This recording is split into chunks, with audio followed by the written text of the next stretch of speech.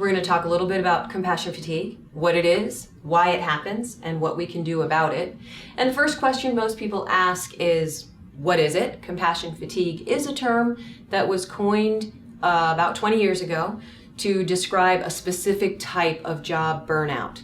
And the specific type relates to a job in which you are paid to care for others, whether they be victims, whether they be patients. In many ways, that has stress of its own kind. So your job is to care about other people's problems, to solve other people's problems, and to minister people who are under stress. So one of the things about burnout in any job is that it causes high turnover, it can affect your health, and it is important to know what the symptoms are of burnout or compassion fatigue so that you can recognize them early, take action to keep yourself healthy, and to be doing the best job that you can for your patients or clients.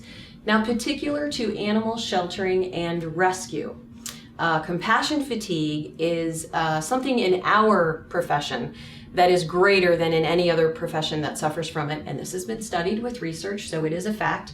We are the only profession that has to end the lives of our patients if we fail at finding good outcomes and placements for them. So that alone makes us unique.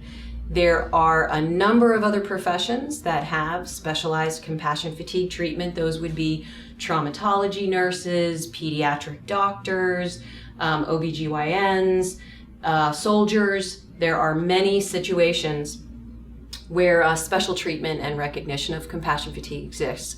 But in our particular field, it has been measured and studied and has a very unique quality of involving euthanasia-related strain, which we're going to talk about a little bit.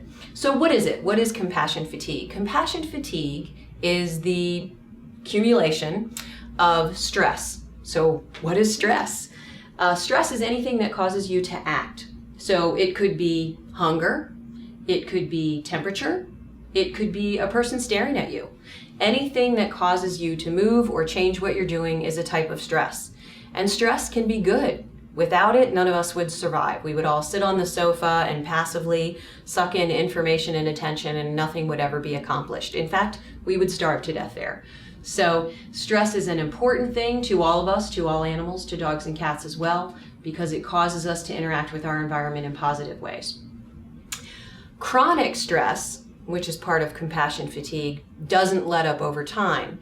And what humans and most predatory species are made for is sprinting when necessary. So the way that we've evolved is when stress is pressure enough, then we go all out and resolve that stress.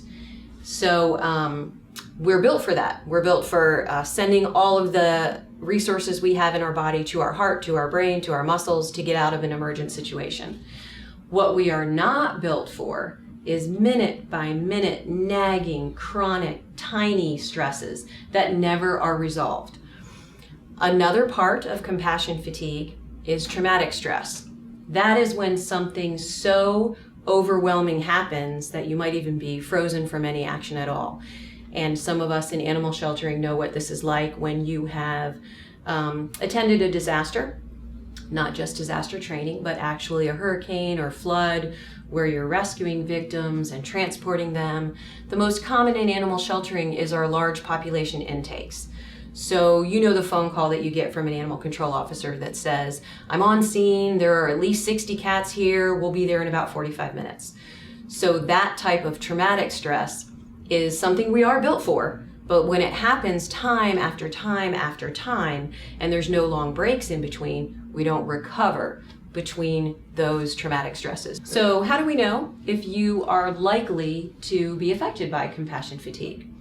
Let me ask you a question. Over the last 3 to 6 months, how often have you stayed late when it convicted with the needs of other areas of your life, like your family, things that you could have done instead that people are counting on you to do? Just in your mind, count up how many times that may have happened in the last 3 to 6 months. How many times in the last 3 to 6 months have you missed a meal, breakfast or lunch or dinner? How many times have you had some plan, like let's say your hobby, as many of us have, even though we're in animal sheltering, is training your dog. So you have this plan to teach your dog certain skills on an agility course, and you're going to enter a show in April. But, you know, here comes April, you're not ready, the dog's not ready, and this is due to working late and doing things that just took precedence over meeting that goal. And finally, if you do shift work or have disrupted sleep, that adds to your stress. But what's most important is being responsible for the outcome of something that you had no control over the inputs for. And the reason this is a common problem in animal sheltering is very few of us who work in the shelter have any role in or say in our budget size, lobbying that goes on in the community, the passing of new laws that we then must enforce. So one of the most stressful types of jobs you can have is high responsibility for the outcome with low control over the inputs. And in animal sheltering, we have the ultimate responsibility for the outcomes, life or death.